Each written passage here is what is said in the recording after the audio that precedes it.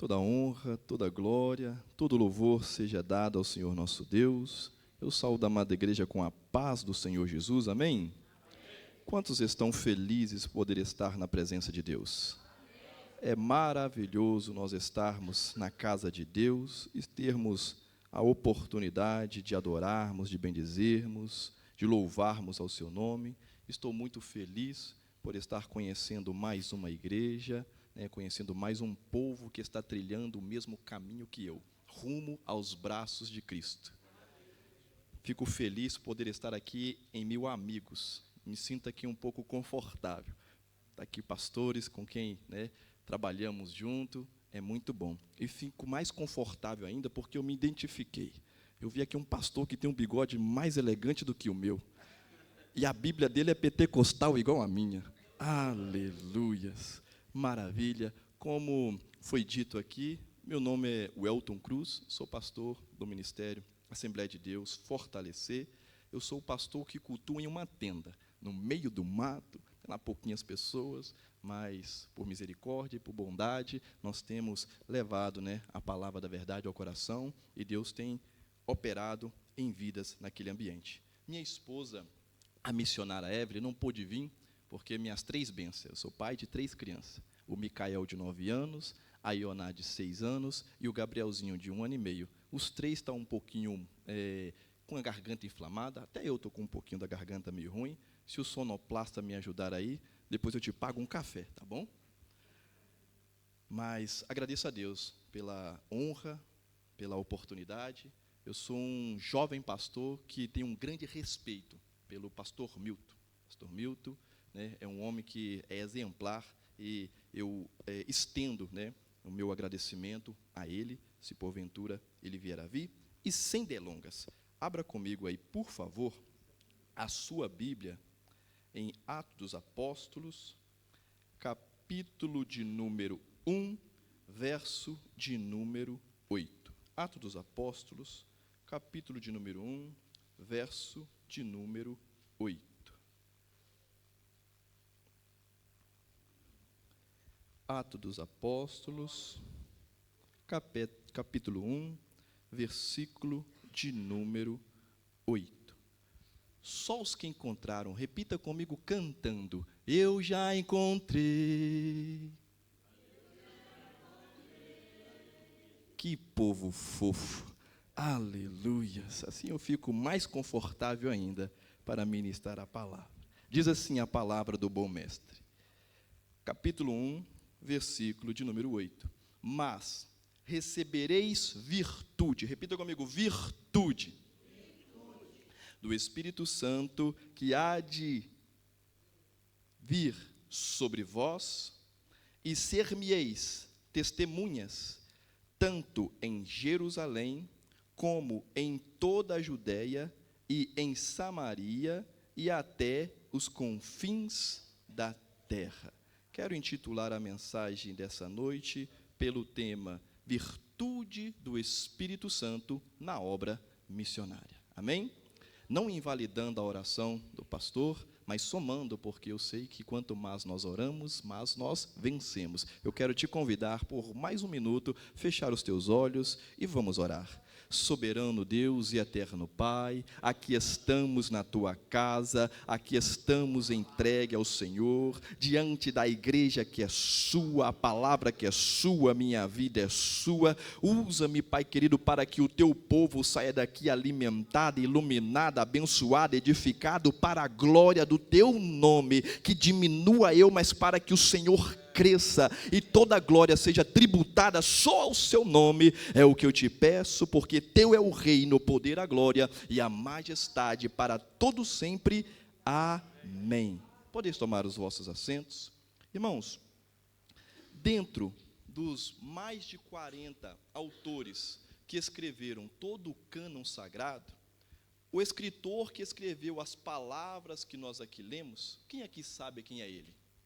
Lucas, o médico amado. Ele tem uma peculiaridade nas suas características que o distingue de todos os outros escritores. Quem sabe me dizer o que diferencia ele dos outros? É que ele é igual a mim e igual a você. Ele não é um judeu, ele é um gentil. E Deus, ele não depende de nacionalidade para usar. Deus não depende da nação, não importa se você nasceu na África, se você nasceu no Brasil, se você nasceu no Japão, se você nasceu na China, se você é português. Se Deus quiser te dar uma missão, Ele vai te capacitar e vai te levar. Lucas, ele é um gentil. Diferentemente de todos os outros escritores, né, que escreveram a Sagrada Escritura num período de mais ou menos 1500 anos, Lucas, ele tem os seus escritos reconhecidos, usados pela igreja. E os escritos de Lucas não foi somente reconhecido pela igreja das primeiras décadas, foi também reconhecido pelos concílios. Por exemplo, o concílio de Nicéia, em 320 e poucos, na época que Constantino foi juntando os livros e formando ali o cânon sagrado. Os escritos de Lucas foi reconhecido também pelos demais concílios, tanto quanto pelo concílio de Trento, que foi um concílio que foi feito depois da Reforma Protestante, depois da Igreja Católica ver que precisava se reorganizar. Fizeram um concílio, fizeram uma reunião e, mais uma vez, os escritos de Lucas foram aceitos. Os escritos de Lucas, eles foram divididos em duas partes. E, diferentemente dos evangelhos sinóticos, Mateus e Marcos, Mateus, que escreveu mais direcionado aos judeus, usando as palavras dos profetas para certificar para os judeus novos convertidos que Jesus realmente era o Cristo,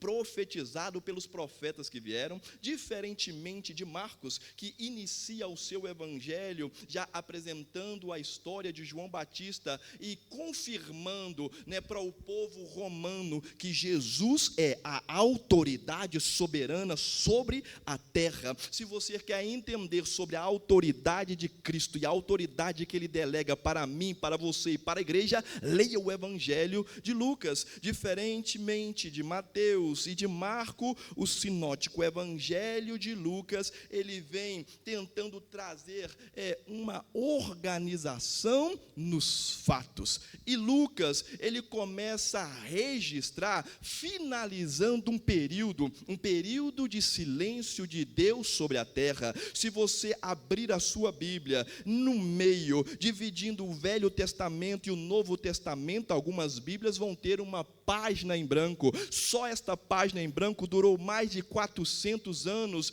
que estudiosos dizem que foi um período de um silêncio de Deus na terra. Não se levantou nenhum profeta dizendo assim diz o Senhor. Não se levantou nenhum sacerdote expressivo. Foi um período de silêncio de Deus na terra. Mas aqui eu quero abrir um parêntese para aplicar algo na sua vida. Você que talvez esteja vivendo e acha que Deus não está falando com você, você que está vivendo um período de silêncio de Deus na terra, eu quero te dizer que no silêncio de Deus, Ele está trabalhando. No silêncio de Deus, Ele opera. Deus, Ele trabalha no silêncio. Ele não está com a sua mão encolhida, a sua mão está estendida, está operando a seu favor. Se você acredita nessa palavra, levanta a mão acima da sua cabeça, abra os seus lábios e dê glória ao nome do Senhor Jesus.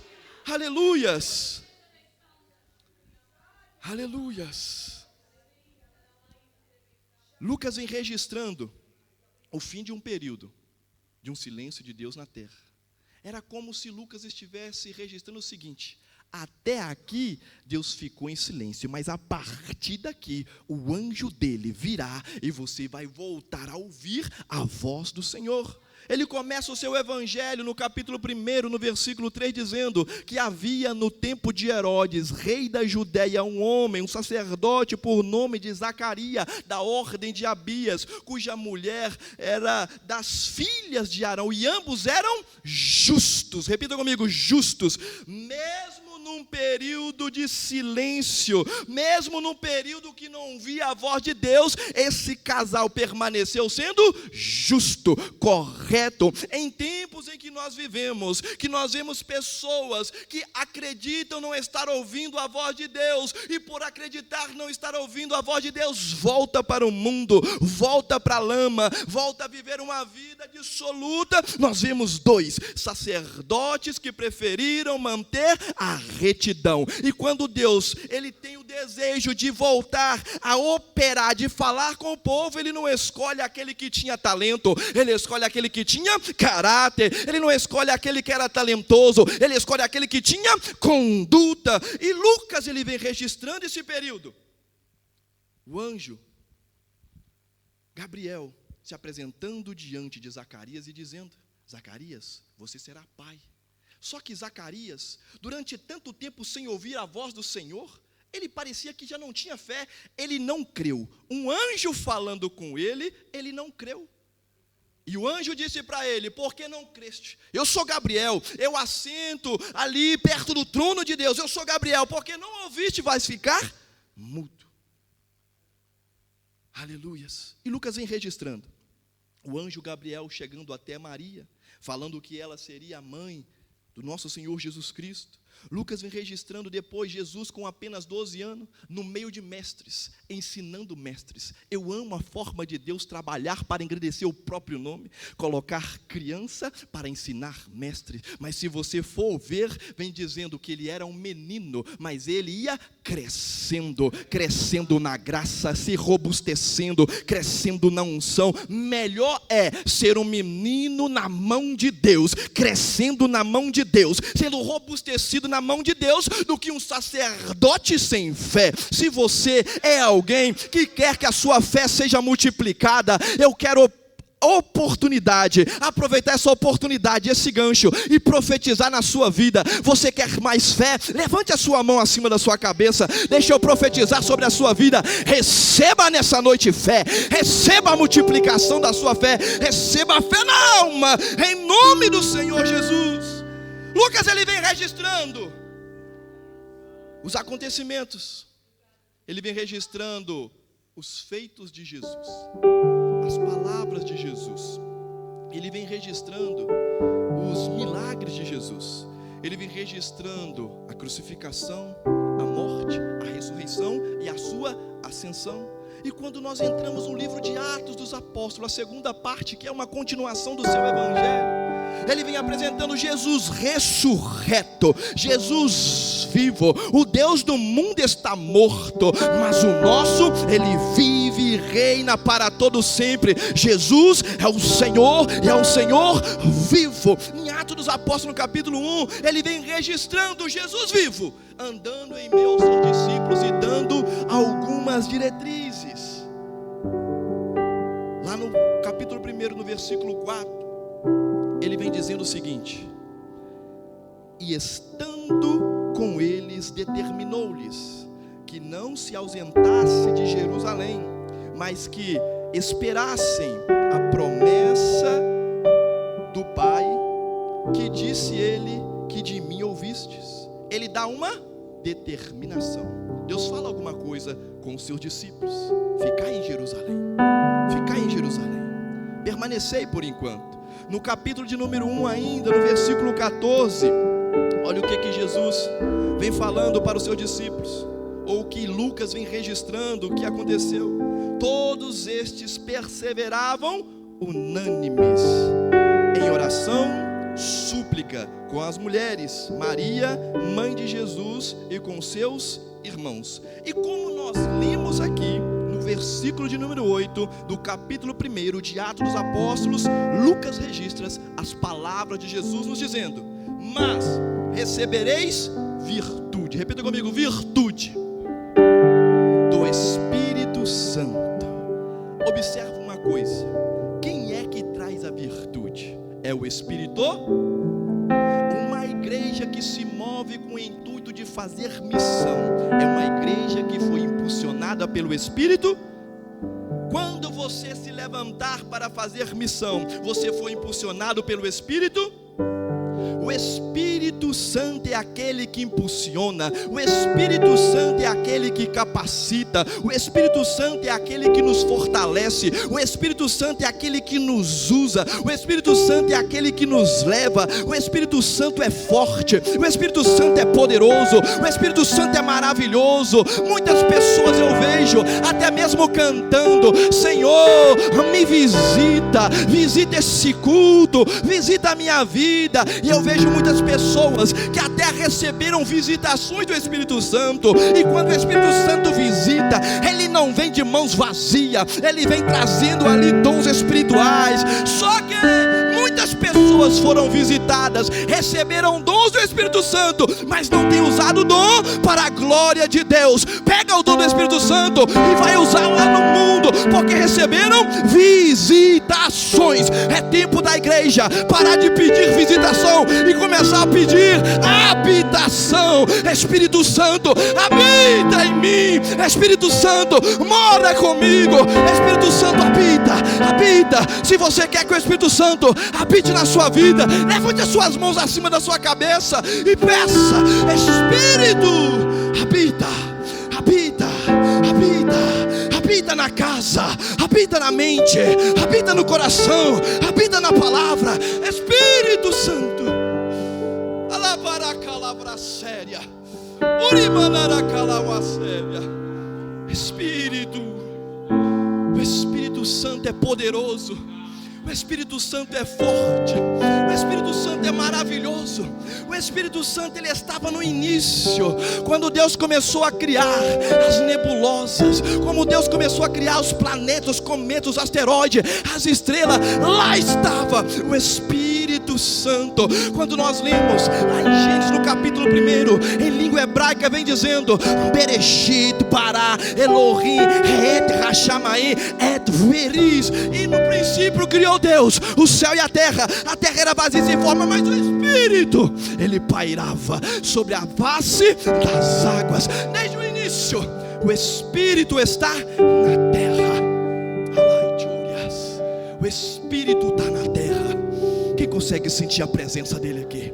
O Espírito está na terra. Nós vemos no Velho Testamento o Pai operando. Nós vemos Jesus, o Verbo encarnando, e por 33 anos ele fez a sua missão, ele fez a sua obra. Só que o Espírito, ele está conosco desde o princípio. Jesus disse: eu vou, mas não vos deixarei sozinho. Eu mandarei outro Consolador, e ele ficará convosco até o final. Você quer fazer missão? Então peça: Espírito, me enche. Aleluias. Jesus está dizendo para os discípulos: mas recebereis virtudes do... É Ele que nos dá a virtude.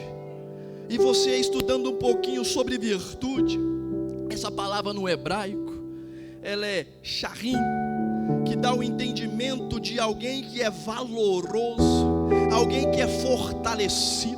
A virtude do Espírito Santo te faz ser valoroso. A virtude do Espírito Santo te faz ser forte. Aleluias. Quando nós olhamos no grego, a palavra virtude é arete, que tem o intuito de alguém que é corajoso, alguém que tem coragem de enfrentar as adversidades, alguém que alcança excelência. A virtude do Espírito Santo faz você ter coragem, faz você ter capacitação, faz você enfrentar as adversidades sorrindo, alegre, passando no vale, mas adorando a Deus. A palavra virtude no latim é virtuos, que dá a entender sobre honra. A virtude do Espírito Santo é uma honra, e ela te faz viver num princípio de honra. Faz você honrar os seus pais, faz você honrar sua liderança, faz você honrar seus pastores, faz você honrar a palavra, faz você honrar ao Senhor. A virtude do Espírito Santo, ela te capacita. Aleluias, aleluias. A virtude do Espírito Santo te capacita. Eu quero te perguntar uma coisa: quanto tempo faz que você congrega? Quanto tempo faz que você já não vê jovens, pessoas sendo batizadas pelo Espírito Santo de Deus? Mas é um caminho que nós precisamos voltar a ensinar, a instruir, a buscar a plenitude do Espírito Santo habitando em nós. Aí você me pergunta: mas pastor, o que eu faço para viver uma vida com o Espírito Santo habitando em mim? Como nós lemos aqui no capítulo 1, no versículo 4, Jesus disse para os discípulos: ficai em Jerusalém até que recebeis a virtude do Espírito Santo, até que sejam capacitados. Você quer receber o Espírito Santo na sua alma? Então obedeça a palavra de Jesus. O primeiro passo para eu ser cheio do Espírito Santo, para eu conseguir fazer missão, é obedecer a palavra de Deus. Segunda coisa que eu preciso fazer, capítulo 1, versículo 14, vem dizendo que estavam unânimes, orando. Você quer ser cheio, você quer estar com o Espírito Santo habitando em você, então você precisa ter uma vida devocional, de oração ao Senhor, orando.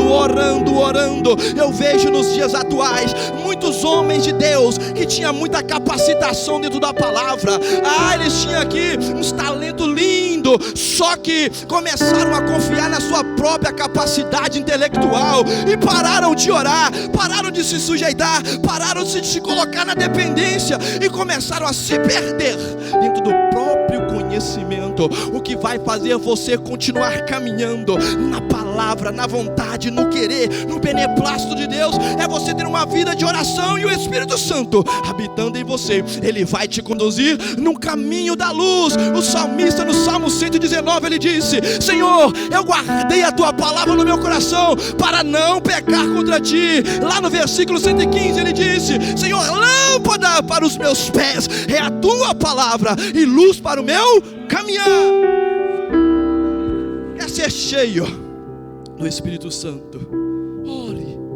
E quando nós vimos em Atos dos Apóstolos, capítulo 2, vem dizendo que cumprindo-se o dia de Pentecoste, estavam todos reunidos no mesmo, e veio do céu um som como de um vento veemente e impetuoso, e encheu toda a casa, e foram vistas línguas repartidas como de fogo. Foram o quê?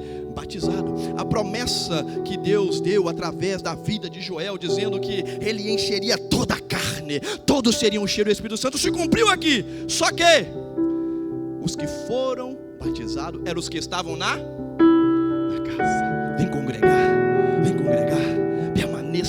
permaneça no rebanho, permaneça congregando, permaneça buscando, permaneça adorando. Há uma ovelha sem o rebanho, é comida para lobo. Vem para o rebanho, venha, fica aqui, protegida debaixo da sombra do Onipotente, debaixo das asas do Senhor, permaneça unido. Salmo de número 133.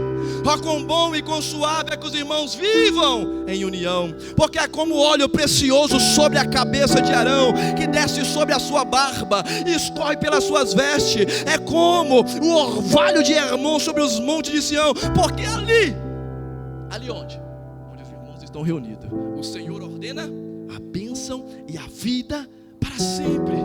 Quer ser cheio do Espírito Santo? 3 passos: obediência, oração e união. Aleluias.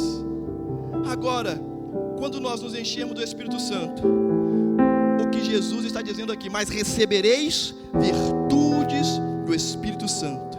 Acontecerá, o Espírito Santo nos derramará sobre nós a virtude. E a virtude do Espírito Santo, além de ser tudo isso que eu disse, ela é como se fosse, diminuindo um pouquinho aqui para nossa compreensão melhor, como se fosse uma caixa de ferramenta. Quem aqui trabalha assim com ferramenta? Eu às vezes trabalho, né? Aí, às vezes eu tenho lá uma caixinha de ferramenta. Aí tem coisas que eu vou fazer, que eu abro a minha caixa, não tem ferramenta que eu preciso, eu tenho que ir lá na loja e comprar. Só que a virtude do Espírito Santo é uma caixa de ferramenta, e nessa caixa tem todas as ferramentas que você precisa para fazer missão. Aleluias. E eu quero destacar aqui algumas ferramentas necessárias para nós fazermos missão. Aleluias. E essas ferramentas vêm da virtude do Espírito Santo. A primeira ferramenta que a igreja precisa para fazer missão é sabedoria. Nós precisamos de sabedoria. Quando nós vemos Salomão, ainda um jovem, ele fez uma grande oferta ao Senhor, e na mesma noite Deus se apresentou a ele e perguntou: me pede o que você quer. Ele disse: Senhor, eu quero sabedoria para entrar. Tem muitas pessoas que têm sabedoria para entrar, entra num ambiente bonitinho, mas às vezes não tem sabedoria para sair, e quando sai fazendo alguma coisa e deixa desagrado, e deixa um desconforto. Mas Salomão está pedindo: Senhor, me dá sabedoria para entrar e para sair, dá sabedoria para entrar, para sair, e dá sabedoria para julgar. Quando você receber sabedoria, você vai conseguir julgar, você vai conseguir ter o discernimento do que é certo, do que é errado, de como fazer. Ferramenta para a missão: sabedoria. Aleluias. Segunda ferramenta para a missão é a unção. A unção de Deus sobre a sua mente, a unção de Deus sobre a sua vida, a unção de Deus te capacita, a unção de Deus quebra jugo, a unção de Deus sobre a sua vida é uma ferramenta necessária para nós fazermos missão. Outra ferramenta para a missão é sensibilidade. Quem lembra do apóstolo Paulo? Ele teve um sonho. Um varão da Macedônia dizendo: Paulo, atravessa a Macedônia e ajuda. Ele estava sensível para poder ver a necessidade de alguém que apresentou-se a ele em uma visão. Às vezes nós temos pessoas do nosso lado com dificuldade, e às vezes pedindo, gritando e falando: me socorre, e nós não temos sensibilidade de ajudá-los. Mas se você quer fazer missão, sensibilidade espiritual. Aleluias. Ferramentas que a virtude nos dá para podermos fazer missão é a autoridade. A palavra autoridade no grego é a exousia, que é uma permissão, que é uma confirmação, que é um poder, que é um direito legal para poder você agir, operar e dar uma ordem. Como o pastor aqui, ele fez a leitura de Marcos 16, onde está escrito, Jesus dizendo: ide por todo mundo. A missão é ir por todo mundo, pregai o evangelho a toda criatura. Quem crê e for batizado será salvo, quem não crê já está condenado. E em meu nome expulsarão os demônios. Em meu nome, se pegares alguma coisa mortífera, não lhe fará dano algum. Se beberes alguma coisa mortífera, não lhe fará dano algum. A autoridade para fazer missão. Você quer fazer missão? Autoridade. Aleluias. E o que vai te dar essa autoridade? É o Espírito Santo de Deus. E eu não estou falando aqui só de teoria, eu estou falando aqui de algo vivido. Estive eu ano passado, em setembro, lá em Moçambique. Fui sozinho fazer missão. Cheguei lá numa cidade por nome de Chamambala. Demos ali um estudo teológico para os irmãos que estavam lá, o básico, superficial. Depois, fomos almoçar, comi com eles, fizemos lá um grande batismo. Muitas crianças, muitos jovens aceitando Jesus, se batizando, e foi uma coisa maravilhosa. Meu coração estava alegre, e eu pensei: que maravilha. Daqui a pouco eu vou voltando para a igreja para continuar o estudo. Eu olho para um lado, eu vejo lá um feiticeiro, um pembeiro, com um olho parecia de cobra. Eu vou te ser sincero, eu já estive em vários trabalhos espirituais de libertação, vi manifestações demoníacas, mas quando eu olhei para o olho daquele homem, ele balançando a língua que nem uma cobra, o meu estômago deu aquela virada, eu senti aquele friozinho na barriga. Aí eu pensei: Jesus, o que é que eu vou fazer aqui? O homem que estava traduzindo para mim começou a passar mal, queria desmaiar. Eu pensei assim: olha, eu estou aqui em Moçambique, se esse cara vir para cima, eu vou dar-lhe um murro no queixo, que eu quero ver ele caído aí. Só que a autoridade não está no braço, a autoridade está no nome de Jesus. Eu falei: em nome de Jesus, seja repreendido. Ele se curvou, ele curvou os joelhos. Aleluias. Eu orei por ele. Aí no fim consegui ainda dar um abraço nele. Perguntei para ele: qual é o seu nome, jovem? Ele falou assim: alguém traduziu que eu não entendia, era um dialeto, que era uma região assim distante. Em Moçambique eles falam a língua portuguesa, mas tem lugar que ainda pessoas não falam. Aí traduziu para mim e falou: ele não tem nome. Eu falei: então a partir de hoje o seu nome é João. Toda a aldeia, a partir de hoje, começa a chamar ele de João. E nós começamos a chamar ele de João. A autoridade para fazer missão. A autoridade está no nome de Jesus. Aleluias. E Jesus nos concede essa autoridade para poder irmos expulsar os demônios, libertar o cativo, trazer luz àquele que está em trevas. Aleluias. Ferramentas que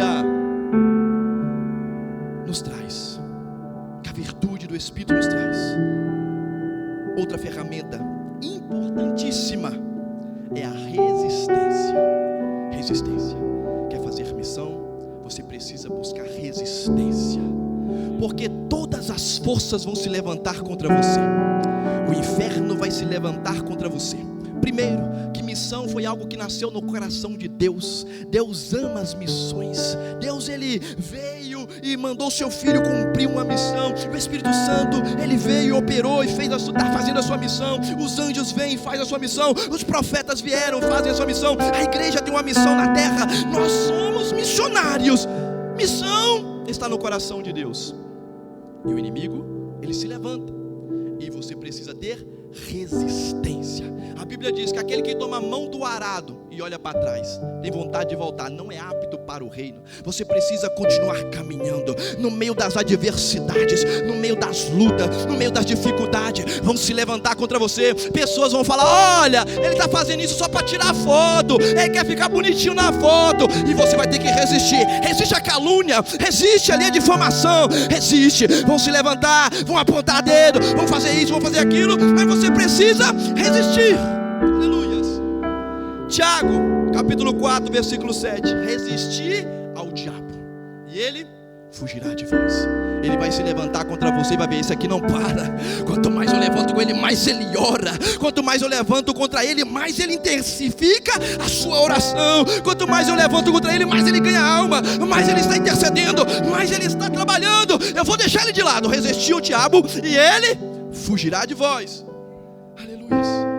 O maior exemplo de missionário que nós temos é Jesus. Jesus não foi frouxo, Jesus não foi fraco, Jesus resistiu. Pegaram Jesus, amarraram Jesus, coroa de espinho na sua cabeça e chicotadas, uma atrás da outra, e Jesus, ele se curvou. E quando eles pensavam: olha, ele vai ficar no chão, ele vai ficar curvado, daqui ele não levanta mais. Lá vem Jesus resistindo, levantando e aguentando aquela surra, por amor de mim e por amor de você. Se Jesus resistiu, não para, resista. Olha para o irmão com muito respeito e carinho e diga para ele: resista. Independente da circunstância, da dificuldade, do deserto, da cova, da luta que você esteja enfrentando, resista. Aleluia. Resistência. Vamos falar ali de um outro missionário, o apóstolo Paulo. Você acha que o apóstolo Paulo não teve que ter resistência? O apóstolo Paulo, os próprios apóstolos o julgaram como que ele não fosse apóstolo. Ele teve que se defender dos próprios irmãos. O lugar que ele ia, ele apanhava. O lugar que ele ia, era esbofeteado. O lugar que ele ia, ele era preso, ele era ferido, mas ele resistiu. E depois ele disse: olha, eu combati o bom combate, eu acabei a carreira e eu guardei a... Você vai guardar a fé? Você vai guardar a fé? Levanta suas mãos para cima. Eu quero profetizar na sua vida. Você vai resistir. Você vai resistir. Você vai resistir até o fim. Você vai receber fé. Você vai guardar a tua fé. Você vai terminar esse combate. Você vai terminar essa batalha resistindo com fé. Aleluias. Aleluias. Deus quer te usar como missionário. Agora, com carinho, dá aquele sorriso 15 para as 13 para o irmão que está do seu lado. Diga para ele: Deus quer te usar como missionário. Só que você precisa resistir. Ô meu irmão, você já viu como que eles fazem espada? Uma espada, para ser boa, ela é trabalhada. E sabe como que eles trabalham na espada? Coloca a espada aqui num ferro duro e com a marreta em cima. Dá-lhe marretada na espada. Dá-lhe marretada na espada. E quando ela está no jeito que ele quer, ele vai lá e enfia no fogo. Você quer ser missionário na mão de Deus? Se prepare para ser espada afiada na mão de Deus. Mas vai ter que suportar as marretadas, vai ter que suportar o fogo, vai ter que suportar as lutas, vai ter que suportar, aleluias, virtude do Espírito Santo na obra missionária. Ele vai te dar as ferramentas necessárias no momento necessário. Olha para aquela imagem ali, ó. Quando o Espírito Santo vem sobre nós, ele vem assim, ó, na humildade, na simplicidade de uma pomba. Jesus disse: Olha, eu queria vos falar muitas coisas, mas vocês ainda não suportam. Mas quando o Espírito da verdade vier, Ele vos revelará toda a palavra. O Espírito Santo vem mansinho, te revela a palavra, mas depois Ele incendeia seu coração para você fazer missão, para você ter testemunha, para você ser testemunha e testificar de Cristo. Como nós lemos aqui no capítulo 1, no versículo 8: mas recebereis virtudes do Espírito Santo, e há de vir sobre vós, e sereis minhas testemunhas.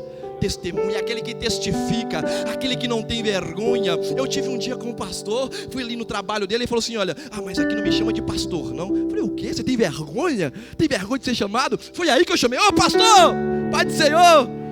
Nós não podemos nos envergonhar do Evangelho, nós não podemos nos envergonhar da Bíblia. Nós somos testemunhas de Cristo, nós somos cristãos, pequenos cristos. As pessoas têm que olhar para nós e ver Cristo em nós, Cristo nas nossas ações, Cristo nas nossas vidas. Tem um grande sábio que disse: pregue, se necessário for, use palavras. Nós somos a Bíblia que o mundo prega, nós somos as testemunhas, e Jesus está dizendo: mas recebereis virtude e sereis minhas testemunhas. Olha o que ele vem dizendo aqui, ó. Primeiro, em Jerusalém. Observa uma coisa: eu quero fazer missão porque eu quero mudar o mundo, eu quero fazer o mundo melhor.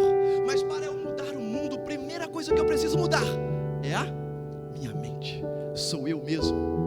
Eu preciso, o apóstolo Paulo disse, né? Transformai-vos pela renovação do vosso entendimento. Quando o Espírito de Deus vier sobre a minha vida, eu me transformo. Ele me aperfeiçoa, me coloca nesse processo de santificação, de aperfeiçoamento. Aí eu começo a fazer missão. Só que primeiro, eu não vou para a China, eu começo em Jerusalém. Às vezes o meu vizinho, às vezes dentro da minha casa, aqui ó, começo pequeno. Primeiro em Jerusalém, depois na Judeia, eu vou ampliando até depois Samaria e os confins da terra. Eu quero te convidar a se colocar sobre os seus pés.